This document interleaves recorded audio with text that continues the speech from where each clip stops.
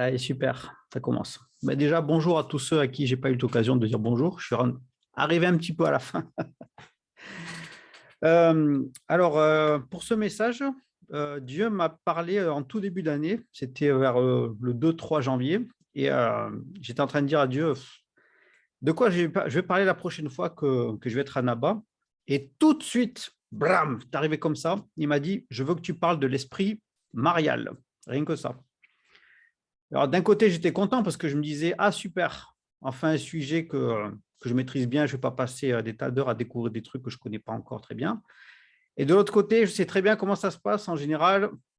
Si Dieu il me dit, je veux que tu fasses ça, c'est qu'il y a encore autre chose derrière qu'il va vouloir dire en plus que je sache déjà. Alors, l'esprit marial. Donc, marial, Marie. Donc, on parle de Marie, la mère de Jésus. La mère de Jésus, bah, on connaît dans la Bible, hein. Visitation de l'ange, alors qu'elle était encore fiancée à Joseph. Et l'ange lui annonce qu'elle va avoir un bébé alors qu'elle n'est pas encore mariée, etc., etc.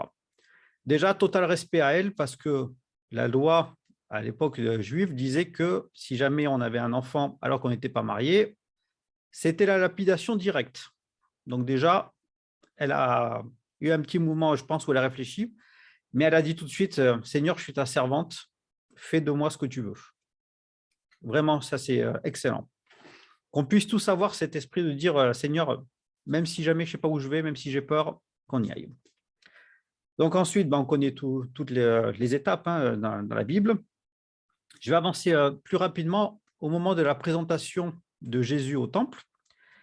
Et là, il y a un homme qui s'appelle Siméon qui avait demandé à Dieu qu'il puisse ne pas mourir avant d'avoir vu la libération de son pays, c'est-à-dire le Messie. Et poussé par l'esprit, nous dit la parole, poussé par l'esprit, le voilà qui se met en direction du temple. Il ne sait pas pourquoi, Dieu lui dit va au temple, il y va. Et là, donc, Joseph et Marie font la présentation de Jésus, comme convenu selon la loi juive. Et là, quand il voit Jésus, tout de suite, il se met à prophétiser et à marquer que Joseph et Marie, ils étaient vraiment émerveillés de tout ce que Siméon était en train de leur dire à propos de cet enfant. Et il y a un petit passage notamment aussi dans la présentation de Jésus qui dit exactement mes yeux ont vu ton salut, salut que tu as préparé devant tous les peuples, lumière pour éclairer les nations, gloire d'Israël ton peuple. Joseph et la mère de Jésus étaient émerveillés de ce qu'on disait de lui, de Jésus. Siméon les bénit et dit à Marie, sa mère, cet enfant est destiné à amener la chute et le relèvement de beaucoup en Israël et à devenir un signe qui provoquera la contradiction. Et toi-même, en s'adressant à Marie, toi-même, une épée te transpercera l'âme, ainsi les pensées de beaucoup de cœurs seront révélées. Donc cette phrase-là, on va la mettre de côté pour l'instant, mais elle est très importante. Plus tard, donc, Joseph décède. Du coup, Jésus, qui avait appris le métier avec lui, devient charpentier à son tour. Et quelques temps plus tard, donc après le baptême de Jésus, après l'épisode dans le désert, il y a un mariage, c'est les noces de Cana. C'est là que Jésus va faire son premier miracle. Et là, je me rappelle que lorsque j'ai lu ce passage, il y a quelque chose qui m'avait frappé. C'est quand on voit que pendant le mariage, il y a le vin qui commence à manquer. Marie, c'est elle la première qui sait très bien que son fils il est capable de faire des choses extraordinaires. Elle va le voir et elle lui dit, voilà, il n'y a plus de vin. Et là, Jésus va avoir une phrase mais qui va être, que à l'époque j'ai trouvé mais vraiment assassine pour sa mère. Il a dit, femme, qu'y a-t-il entre toi et moi? Mon heure n'est pas encore venue. Moi, la première fois que j'ai vu ça dans la Bible, j'ai dit, oh, Jésus, quand même, là, il est un petit peu dur avec sa mère, hein, quand même, c'est sa maman.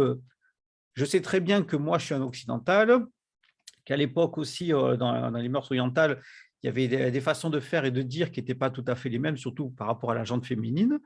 Mais il y avait quand même, là, je trouvais que la phrase était un petit peu dure. En fait, Jésus savait très bien ce qu'il faisait en disant cette phrase. Au travers de cette phrase, il préparait déjà le fait que tout devait être centré sur lui, sur Jésus, et pas sur sa mère qui devait faire l'intermédiaire. Du coup, si quelque chose doit être fait, c'est vers Jésus qu'on doit aller et pas en allant vers un intermédiaire qui doit ensuite s'adresser à lui. Ça, c'est une chose, le jour où j'ai compris ça, j'ai dit, ah ouais. Donc, cette phrase-là, même si elle paraît un petit peu dure sur le coup, on comprend que Jésus, il essaye de protéger sa maman et en même temps de tout ramener à lui. C'est ce qu'on appelle le mot christocentrique. Dieu, donc Christ, surtout Christ est le centre. Beaucoup plus tard, alors que Jésus, ça y est, dans le ministère avec ses disciples, on lui dit, Jésus, il y a ta mère, tes frères et tes sœurs qui te recherchent. Et là encore, une nouvelle petite phrase un petit peu piquante, mais qui va dire en gros, mais mon frère et ma sœur, ce sont ceux avec qui sont autour de moi et qui cherchent le royaume de Dieu, quoi. Alors, je pense que quand ils ont entendu ça, les frères et les sœurs de Jésus ainsi que leur maman, ouais, au niveau sentimental, ça a dû vraiment beaucoup les blesser. Bref. Jésus ensuite est condamné à mort, il ressuscite, et là, après, on n'entend plus parler de Marie. Voilà. Alors, on ne sait pas qu'est-ce qu'elle est devenue, comment elle est morte. On pense, c'est la tradition, donc ce n'est pas vérifiable, on pense qu'en fait, elle a été martyre avec tous les nombreux chrétiens de l'époque. Mais bon, rien ne peut être prouvé. Et donc, à partir de là, quelques siècles plus tard, il y a eu l'avènement de ce qu'on appelle l'Église catholique. Donc, je vous laisse revenir à l'histoire de Constantin, etc., qui a fait un gros mélange entre les traditions païennes, les traditions chrétiennes, etc. Tout ça pour parvenir à ses fins et arriver au pouvoir. Et en fait, c'est là qu'on a commencé à voir apparaître le culte marial, c'est-à-dire le culte à Marie. Mais comment c'est arrivé ce culte à Marie exactement? Pour le savoir, il faut retourner dans la Bible, Genèse. Genèse, on nous parle de Babel, la tour de Babel, avec l'épisode où les hommes se disent, voilà, plutôt que d'être répandus sur toute la terre, on va se concentrer dans un seul endroit, on va mettre en commun tous nos efforts, toutes nos forces, on va créer une tour, elle va atteindre le ciel, on sera comme des dieux. Et Dieu lui-même, il disait, mais si je les laisse faire, ils seraient capables d'y arriver. Donc du coup, qu'est-ce qu'il fait? Il mélange leurs langues et chacun s'en va. Quelques temps plus tard, sur ce même endroit qui est Babel, il y a une ville qui va être construite et c'est Babylone. Et Babylone, on sait très bien ce que ça représente. Hein, c'est la symbolique de Babylone, c'est tout ce qui est opposé à l'esprit de Dieu. Mais bon, il y a des tas de symboliques et d'études qui ont été faites là-dessus. Pareil, je ne vais pas m'étendre là-dessus. J'ouvre juste une petite parenthèse. Vous avez remarqué, c'est toujours dans les mêmes endroits que viennent les saletés spirituelles, l'origine, l'Égypte, la Mésopotamie, etc., etc. C'est toujours les mêmes endroits. Bref, Babylone, ce n'était pas les derniers. Donc, à Babylone, il y a la ville qui est en place. Donc, pareil, on n'obéit pas à Dieu, on ne se répand pas sur la terre, on se concentre. Et il y a un roi et une reine qui sont au pouvoir. Donc, pour ceux qui veulent voir, c'est dans Genèse 10. Et ce roi, il s'appelle Nimrod. Nimrod, c'est un arrière-petit-fils de Noé. Nimrod, il y a marqué dans la Bible qu'il était qualifié de grand chasseur devant l'Éternel. Alors là, pareil, moi, la première fois que j'ai vu ça dans la Bible, j'ai dit, ah bon, ok, c'est un gars qui aimait bien chasser les animaux, c'est tout. C'est pour ça que c'est toujours important, je le répète à chaque fois que je parle, de bien comprendre le contexte socio-culturel de l'époque. Parce que si on lit une phrase et qu'on ne comprend pas, en se mettant à l'époque, qu'est-ce que ça voulait dire, on ne comprend pas du tout la portée de la chose. En fait, Nimrod était qualifié de grand chasseur devant l'Éternel, ça ne veut pas dire qu'il chassait des animaux. Ça veut dire que c'était un homme qui était enclin à la violence et à la guerre. C'était un chasseur d'âmes, en fait. C'est ça que ça veut dire. Et donc, ce Nimrod, il est en train de faire des abominations aux yeux de l'Éternel. Et histoire d'en rajouter un peu plus, sa femme, qui s'appelle Sémiramis, c'est une sorcière. Alors, quand je dis sorcière, ce n'est pas l'image qu'on a dans les contes de fées avec une vieille femme toute moche, etc. Non, c'est une vraie sorcière, c'est-à-dire une femme qui manipule des puissances spirituelles. Elle fait des pactes avec des démons et en échange, elle peut avoir pouvoir, argent, elle peut manipuler des gens, elle peut faire des choses absolument terribles et interdites par la Bible. Bref, voilà. Donc, il continue à faire d'énormes bêtises aux yeux de Dieu, ce couple.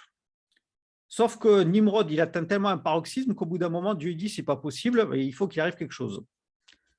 Nimrod se fait tuer. Alors, probablement par un de ses grands-oncles, par Shem. Et, chose incroyable, le peuple qui subissait le joug de Nimrod, eh ben, il pleure sa mort. Il y avait une telle manipulation spirituelle du peuple qui était dans Babylone que lorsque Nimrod, qui était pourtant corrompu et qui était terrible avec son propre peuple, eh ben, le peuple, il a pleuré. Voilà. Du coup, Sémiramis se retrouve toute seule, mais Sémiramis ne veut pas avoir de problème. Elle veut garder le pouvoir. Et c'est une sorcière. Et là, il va y avoir un truc absolument dingue. Vous savez comment on dit, hein, plus c'est gros, mieux ça marche. Elle va avoir un enfant illégitime, donc avec quelqu'un d'autre. Et au moment où elle donne vie au bébé, elle présente le bébé au peuple et elle dit, voilà, cet enfant, ce n'est pas un bébé ordinaire, c'est la réincarnation de mon mari Nimrod. Et moi, je suis sa reine. Donc lui, comme c'est un petit dieu, moi aussi, je suis une déesse, je suis la déesse du ciel. Parce que lui, il vient du ciel. Donc voilà, il faut aussi m'honorer. Et ben, vous savez quoi? Tout le monde a gobé l'affaire. C'est pour ça que je vous parle de séduction spirituelle. Il y a vraiment quelque chose. C'est, comme on dit, plus c'est grand, plus ça passe. On ne sait pas pourquoi les gens ne sont pas rebellés, ils ne sont pas rebiffés. Non, voilà. Cet enfant, il s'appelait Tammuz. T-A-2-M-U-Z. Et plus tard, histoire de légitimer tout ça, Sémiramis va épouser son propre fils. Bref.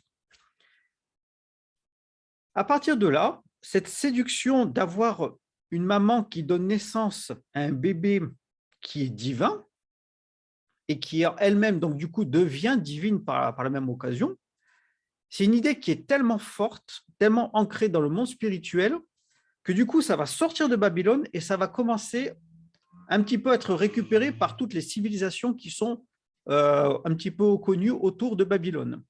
Donc l'Égypte, la Phénicie, etc. Et chacun va adapter cette idée de mère d'un être divin, mais en changeant quelques petites choses. Par exemple, en Égypte, il y a Isis et son fils Osiris. En Phénicie, ça va être Astarté et son fils Baal. En Inde, Isis et son fils Iswara. Et en Grèce, Aphrodite et Eros. Et à chaque fois, c'est quelque chose où la maman donne naissance à un être divin, donc du coup, elle devient elle-même divine. Voilà, qu'elle soit déjà divine ou humaine. Donc, c'est comme ça que ça a commencé l'histoire. Et du coup, comme je vous ai dit, voilà, avec l'histoire de Constantin, etc., on a commencé à mettre ça au milieu. Alors, il y avait aussi des raisons politiques, économiques, parce qu'en fait, à l'époque, le clergé, au tout début du Moyen-Âge, il y avait quelque chose où, en fait, il fallait vraiment qu'on mette les gens sous leur coupe. Donc, il y avait beaucoup de superstitions, beaucoup de religiosité, etc., etc. Donc, qu'est-ce que c'est? En fait, si je parle de Marie, on va parler de l'esprit marial. On va dire c'est ce qui est à la tête de l'Église catholique en top priorité. Pourquoi? Parce qu'en fait, c'est basé sur le principe que Dieu, Jésus, est toujours en colère, toujours fâché contre les hommes. Donc, il faut qu'il y ait forcément un intermédiaire entre Dieu et les hommes. Et cet intermédiaire, c'est qui? C'est Marie. Bon, on l'a déjà suffisamment répété ici à Naba, on est bien d'accord.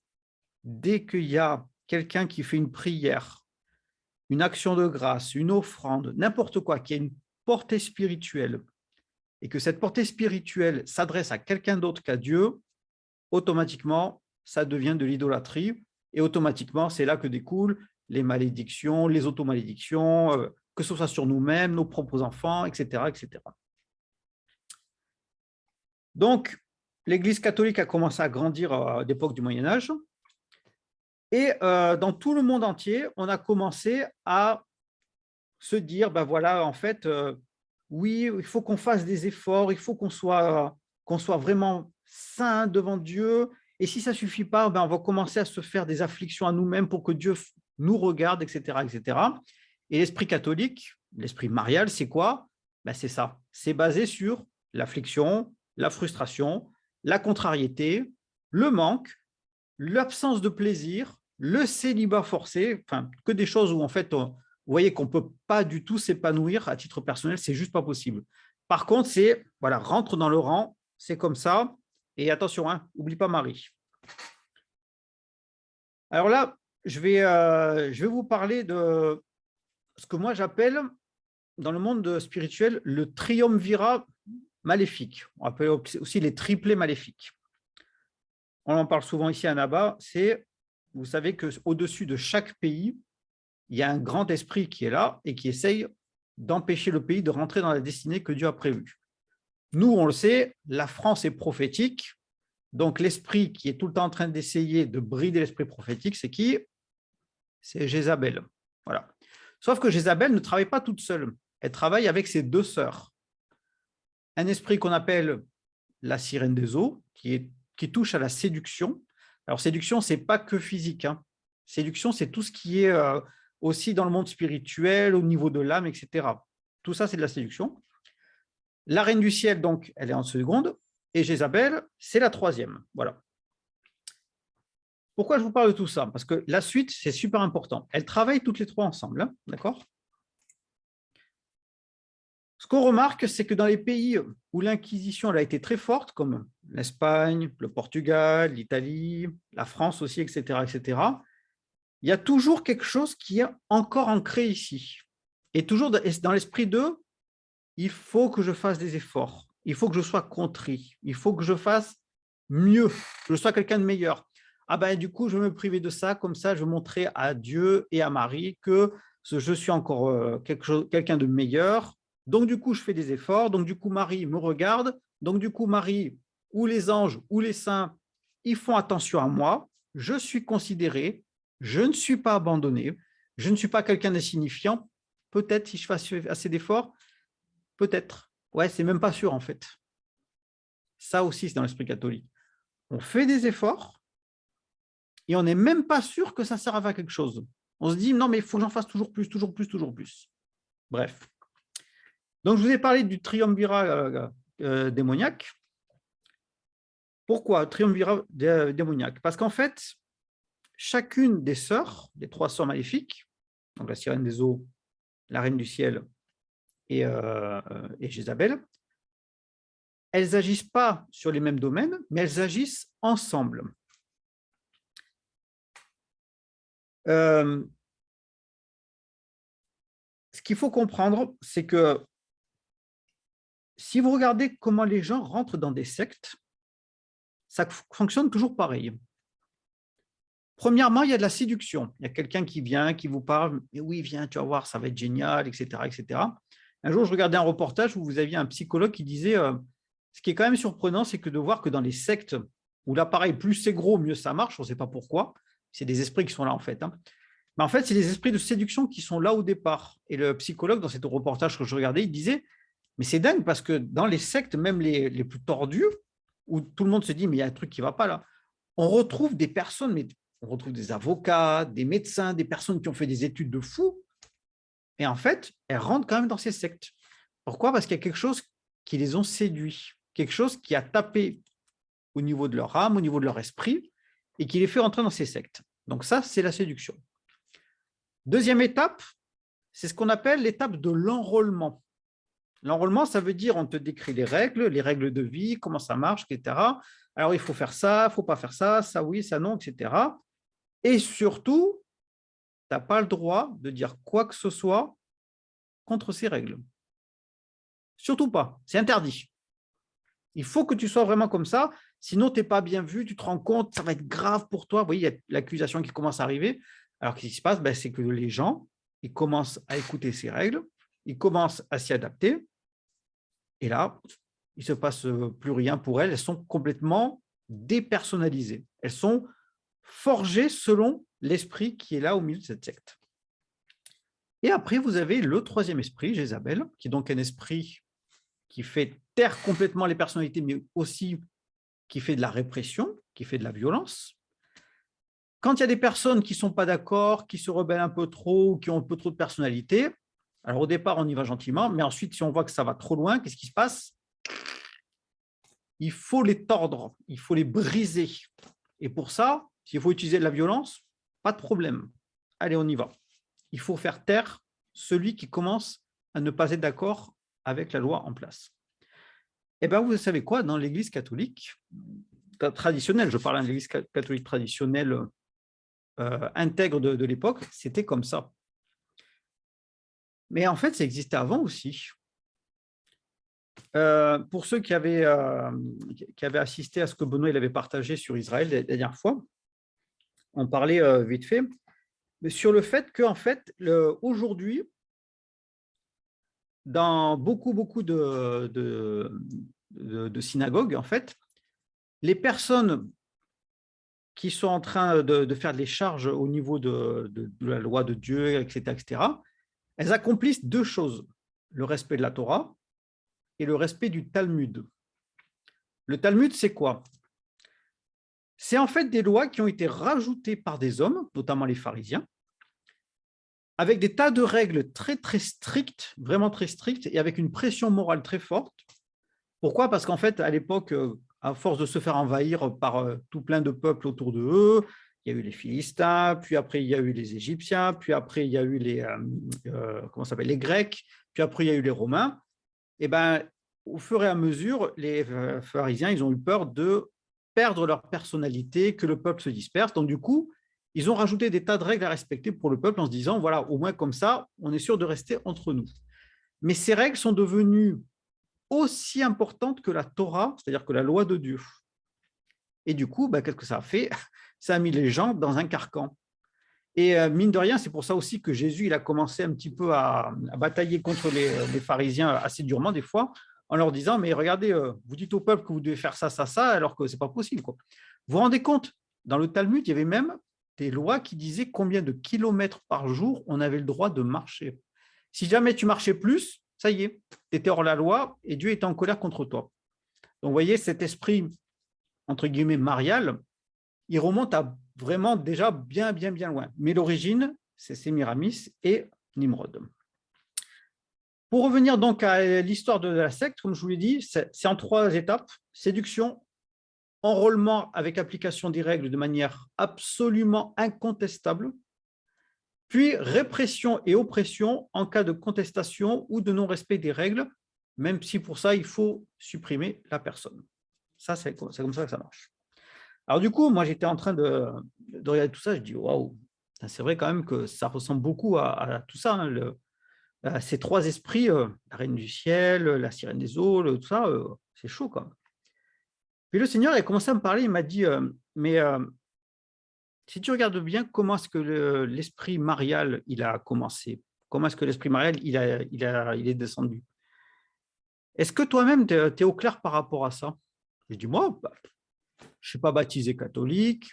Moi, je n'ai jamais pratiqué de messe, sauf quand j'étais au collège, que j'étais forcé, parce qu'à l'époque, dans les collèges catholiques privés, il y avait des heures de cours qui n'étaient pas là, et il fallait qu'on aille le vendredi, c'était le vendredi matin pour moi. Le vendredi matin, il y avait une heure pendant laquelle il fallait qu'on aille à la messe avec le curé. Et je m'ennuyais, j'ai jamais fait de prière à Marie, jamais fait de prière au Saint, merci mon Dieu, et merci maman de m'avoir éduqué en me disant que ça c'était de l'idolâtrie. Mais un jour, écoutez bien, j'ai dit, bon, je vois qu'ils prennent tous l'hostie, après tout, dans les églises protestantes, ça se fait aussi, puis ça fera un petit moyen de m'intégrer parmi les autres. Allez, je prends que l'hostie avec les autres, donc je m'approche, le curé il me dit, le corps du Christ.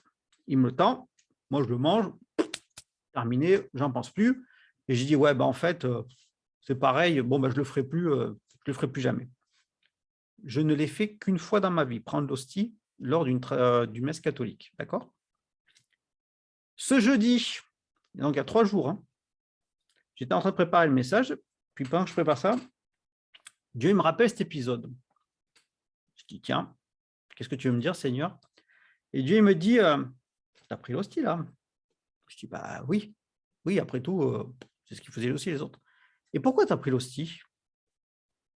Je l'ai fait parce que je voulais être comme tout le monde, et puis bon, voilà, c'est tout, quoi. Il m'a dit, mais tu sais que même si, vu de loin, c'est quelque chose qui ressemble à la Sainte Seine, comme Jésus l'a fait, tu sais que c'est autre chose. Je dis quoi? Du coup, j'ai fait quelques recherches, et en fait, dans l'Église catholique, quand on présente l'hostie et le vin, on va dire entre guillemets, chaque fois, il y a un phénomène qui se crée. Jésus, il a dit, lorsqu'il a fait la Sainte Seine, il a dit, faites ceci en mémoire de moi. Ceci est le symbole de mon corps qui est brisé, c'est mon corps qui est brisé, etc. Chez les catholiques, ça va beaucoup plus loin que ça. Chez les catholiques, l'hostie devient comme un petit Jésus que l'on doit manger, avaler. Même d'ailleurs, dans certains offices, certaines messes catholiques, au cas où le curé perdrait l'hostie, il y en a qui mettent une espèce de grande cuillère pour récupérer l'hostie au cas où le petit Jésus tomberait dedans. C'est un truc de fou. Hein. J'ai vu ça, j'en suis pas revenu. Sauf que Dieu, il m'a dit, voilà, le jour où tu as pris l'hostie, même si tu l'as fait qu'une fois, une seule fois, tu as communié avec quelque chose qui n'était pas de moi. Ça représentait, vu de loin, oui, quelque chose, mais en réalité, il y a un autre esprit qui était derrière. Moi, j'ai dit, écoute, Seigneur, non, moi, je ne peux pas rester avec ça. Tu m'as montré, c'est qu'il y a autre chose à faire. Donc, Seigneur, ben moi, je te demande pardon. Et si j'ai communié avec quelque chose à ce moment-là, je te demande de m'en débarrasser. J'ai à peine fini ma phrase que d'un seul coup, j'ai vécu une autodélivrance de ouf. Ça a été très court, mais alors par contre, ça a été très profond. Je dis bien, j'ai pris l'hostie qu'une seule fois. Une seule fois. Et pourtant, j'ai vécu une délivrance. À la fin de la délivrance, j'ai dit, mais Seigneur, je l'ai fait qu'une fois, mais alors, les personnes là dans le monde entier qui sont baptisées catholiques, qui ont pris plusieurs fois la messe, l'hostie, l'Eucharistie, etc., qui ont eu des prières, qui ont fait leur confirmation, etc., etc. Et Dieu, il dit, oui, ben ça, c'est pas de moi. Ça n'a jamais été de moi. C'est quelque chose qu'on a rajouté encore et encore et encore. Et derrière tout ça, c'est l'esprit marial qui est présent. J'ai appris ça, j'ai dit, ouh. Donc, du coup, j'ai été, pendant une vingtaine de minutes, j'étais pas bien. J'étais vraiment pas bien. Je disais, mon Dieu Seigneur, mais bien sûr, on n'est pas en train de vouloir refaire une guerre catholique contre protestants, mais c'est une guerre spirituelle qui est là. C'est l'esprit marial qui est en train de dominer tout ça, qui est en train d'écraser le monde entier. Et d'ailleurs, en parlant d'écraser le monde entier, est-ce que vous savez que l'esprit marial, il ne se manifeste pas que dans l'Église catholique? L'esprit marial, je vous l'ai dit, c'est un petit peu comme la deuxième étape lorsqu'on rentre dans une secte, c'est-à-dire l'enrôlement et l'application des règles incontestables. Et il faut toujours faire des efforts pour respecter ces règles, il faut se dépersonnaliser totalement pour respecter ces règles. Malheur à toi si jamais tu ne respectes pas ces règles, etc. etc. Ben oui, chaque fois qu'il y a des règles qui sont rajoutées en plus que celles que Dieu a données, de façon intransigeante, alors ça, je vous ai parlé du Talmud tout à l'heure, mais ça c'est facile. L'Église catholique, même dans les phénomènes de société, vous savez qu'il y a l'esprit marial qui est présent. Une des rares fois où j'ai regardé la télé récemment, là, je tombais sur une émission et il y avait deux personnes qui étaient en train d'échanger assez vivement sur un sujet de conversation sur lequel elles n'étaient pas d'accord. Eh bien, figurez-vous qu'au bout d'un moment, la personne, alors je crois que celle qui était en train d'être le plus violente, on va dire, au niveau moral, c'était une représentante du mouvement LGBT. Là, du coup, cette personne, elle était là en train de dire ouais, mais non, mais de toute façon, vous êtes rétrograde, vous savez pas, on est libre de faire ce qu'on veut. La personne disait oui, vous êtes libre de faire ce que vous voulez, il n'y a pas de problème. Par contre, ne nous imposez pas de force votre mode de pensée. Et si on dit que nous, on n'est pas comme vous, il n'y a pas besoin de dire ouais, mais vous êtes comme ça, vous êtes rétrograde. Et du coup, la personne qui était en face du représentant LGBT, il a commencé à démonter tous les arguments un par un. C'était vraiment incroyable. Sauf qu'au bout d'un moment, la personne qui représentait l'LGBT, elle ne savait plus quoi dire. Et là, elle a sorti la phrase magique, entre guillemets.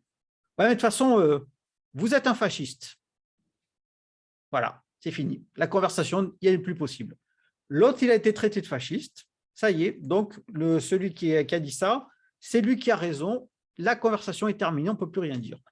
Eh bien, figurez-vous que ça, ce fait de dire, voilà, de toute façon, vous êtes un fasciste, vous êtes un rétrograde, on ne peut pas vous écouter, tous ces trucs de violence-là, c'est l'esprit marial qui est derrière.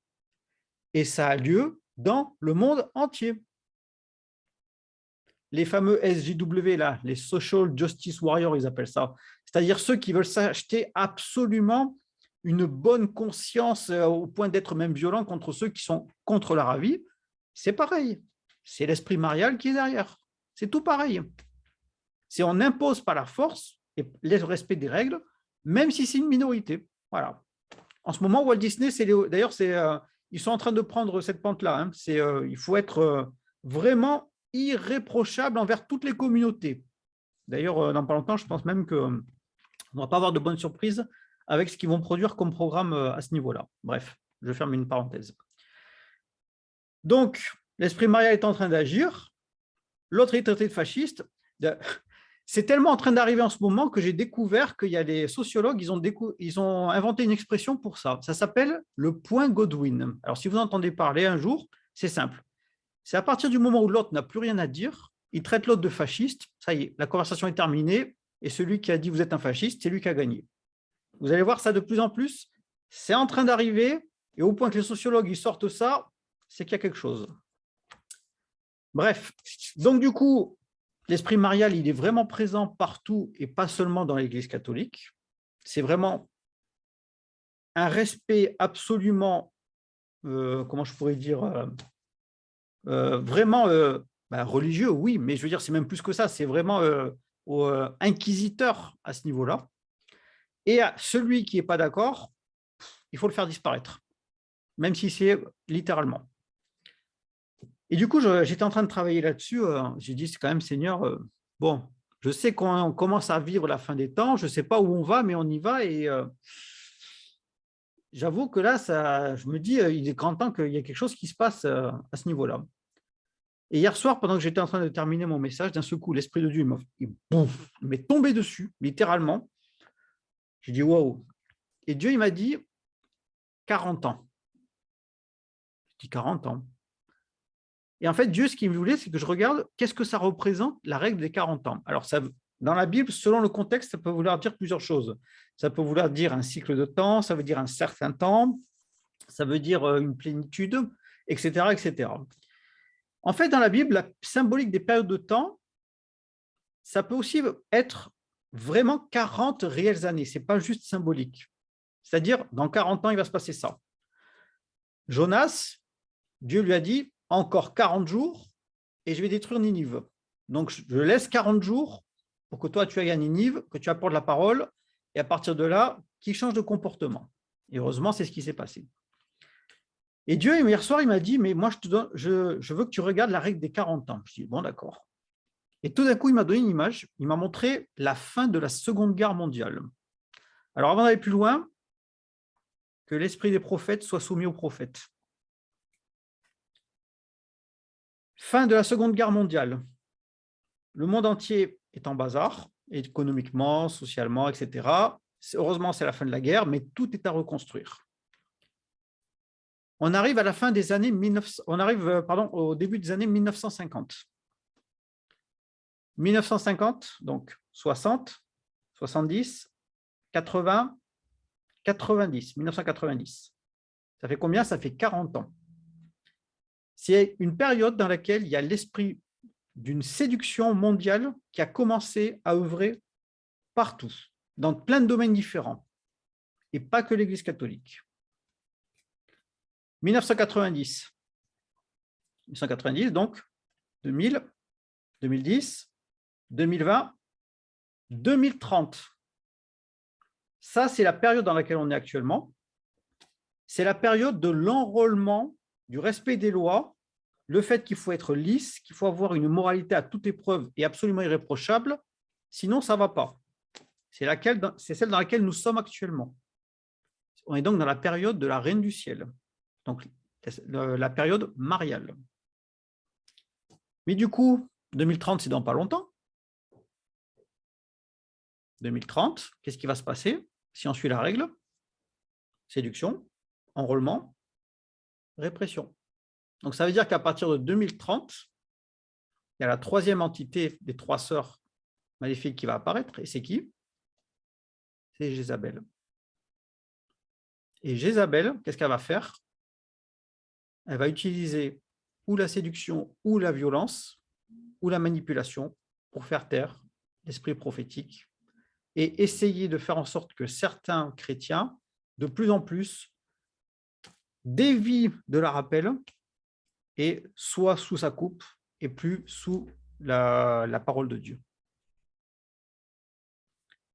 Je vous dis ça, je vous dis, c'est là, je vous parle par révélation. J'ai dit hier soir, je disais, Seigneur, ok,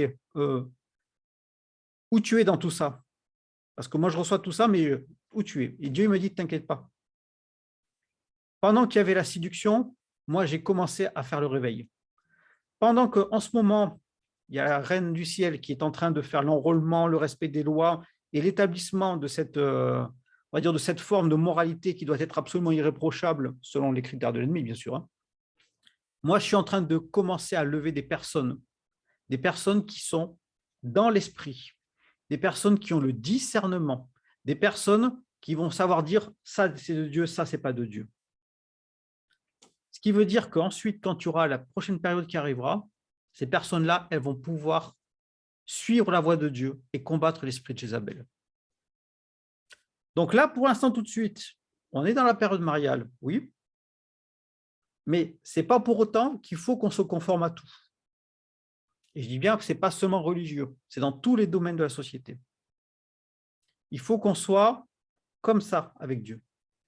Dieu, tu m'as dit de marcher sur le chemin, je m'en éloigne ni à droite ni à gauche. Je reste là.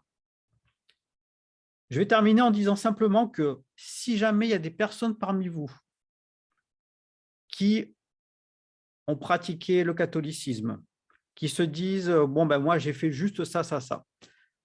Je ne suis pas en train de vous accuser du tout, rassurez-vous. Je ne suis pas en train de dire « mon Dieu, c'est une catastrophe ». Non, je suis en train de dire « je veux que Dieu vous parle intimement et au travers d'une conviction inébranlable pour que si jamais il y a un travail à faire, que ce soit fait le plus vite possible. 2022, c'est l'année où Dieu va commencer à pointer du doigt chacun dans nos vies quelque chose. Et pour 2022, j'ai reçu que ceux qui savent déjà, je répète, qui savent déjà qu'il y a un travail à faire au niveau du catholicisme et de la délivrance de tout ce qui est le catholicisme, l'opus dei, c'est la franc-maçonnerie catholique, ou alors d'autres choses comme ça, ne tardez plus. C'est le moment de le faire. C'est le moment de se libérer des chaînes. C'est le moment de se dire, voilà, je ne vais plus être dans cette oppression où si jamais je n'obéis pas à Dieu, peut-être qu'il va me mettre en colère contre moi ou peut-être que j'en fais pas assez. Non, c'est le moment de la liberté parce que nous sommes fils et filles du Dieu vivant. Alors que l'esprit de prophétie qu'il a donné au travers de chacun d'entre nous vous parle et vous dise, voilà, si j'ai un travail à faire, 2022, c'est mon année. 2022, c'est la délivrance. 2022, c'est je rentre dans ce que Dieu a prévu pour moi. Voilà, je n'ai pas voulu faire très long, mais j'ai voulu vraiment que ça soit direct, un petit peu coup de poing. Je suis désolé hein, pour ceux qui sont habitués à ce que je sois un petit peu plus calme. Mais là, il y a une notion d'urgence. Alors, vraiment, ne traînons pas, ne tardons pas, ne nous sentons pas accusés, restons nous-mêmes, soyons nous-mêmes ouverts, ne soyons pas contrits, et vous allez voir que Dieu va faire des merveilles dans nos vies. Voilà.